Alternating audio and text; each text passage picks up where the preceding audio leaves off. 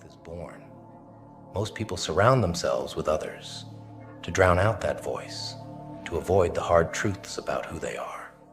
But you're different. You don't need the noise. You don't need the validation. You thrive in the darkness because you know that in the end, it's just you versus you. And when you win that battle, there's nothing, absolutely nothing, that can stop you. So embrace the loneliness. Seek it out. Use it as fuel. Because when you master the art of being alone, when you've conquered your own mind, there's nothing in this world that can break you. Because here's the truth. The world is full of weak-minded people who need constant validation, who rely on others to tell them they're doing okay, but not you. You're not out here for a pat on the back or a participation trophy. You're out here to crush your goals, to destroy the limitations you've put on yourself. And that takes a level of focus and discipline most people can't even imagine. When you're alone, you're forced to deal with reality, and reality doesn't give a damn about your feelings. It doesn't care if you're tired, scared, or full of doubt. Reality is brutal, and it will chew you up and spit you out if you let it. But when you're alone, you learn to face that reality head on. You learn to thrive in it, to embrace the pain, the suffering, because that's where growth happens. People will tell you that being alone is a weakness, that you need a team, a tribe. But let me tell you something, they're wrong. Being alone isn't a weakness. It's your greatest weapon. In solitude, there are no distractions, no one to coddle you. You strip away all the bullshit. What's left is pure, unadulterated drive.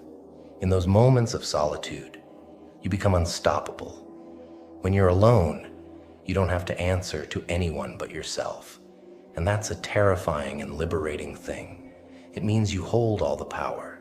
You're the master of your fate, the captain of your soul. Every decision, every action is on you.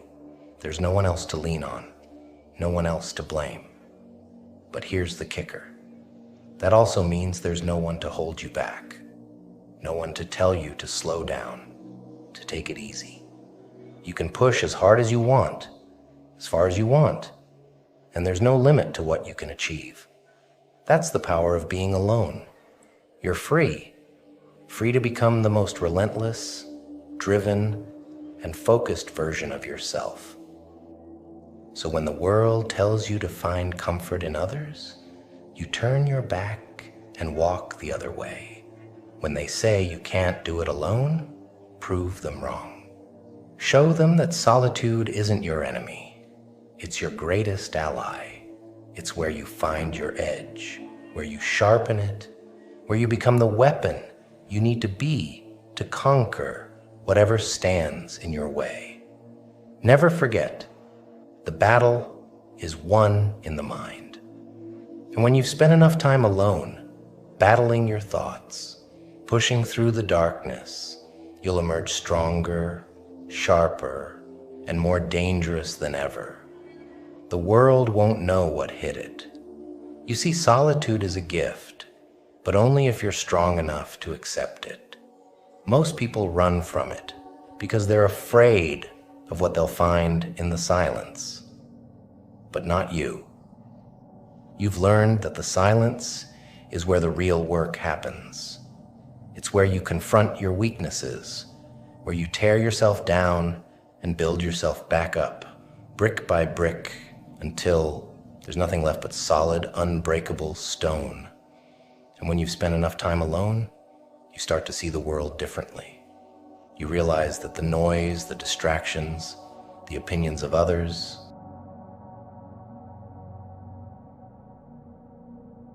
Please take this short break from your video to support our channel by getting yourself merch.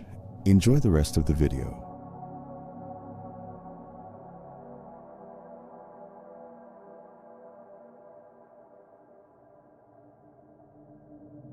They're all just that, noise. They have no power over you unless you let them. You become immune to the bullshit because you've learned to listen to the only voice that matters, your own. There's a clarity that comes from being alone, a vision that's sharpened by the fire of isolation. You see your goals more clearly, you understand your path more deeply, and you're willing to do whatever it takes to get there. Because when you've been alone, truly alone, you faced the worst of it, and nothing out there can compare to the battles you've already fought in your own mind. And don't get it twisted. Being alone doesn't mean you're lonely. There's a big difference. Loneliness is for the weak, for those who can't handle their own company. But you've learned to thrive in it.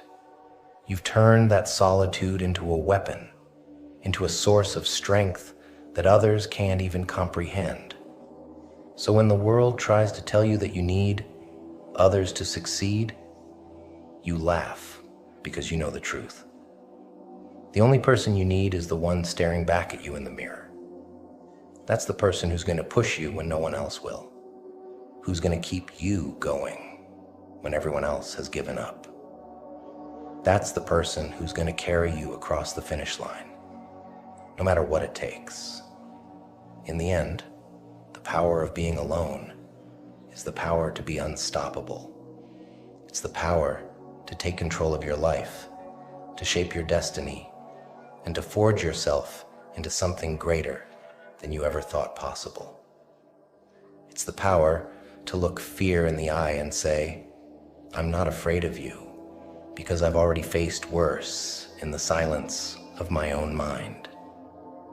So embrace the darkness, embrace the solitude. Let it mold you, shape you, and turn you into a warrior who fears nothing and no one. Because when you've mastered the art of being alone, there's nothing in this world that can stand in your way. Success, greatness, being the best at what you do, that's not for the casual, the comfortable, or the weak.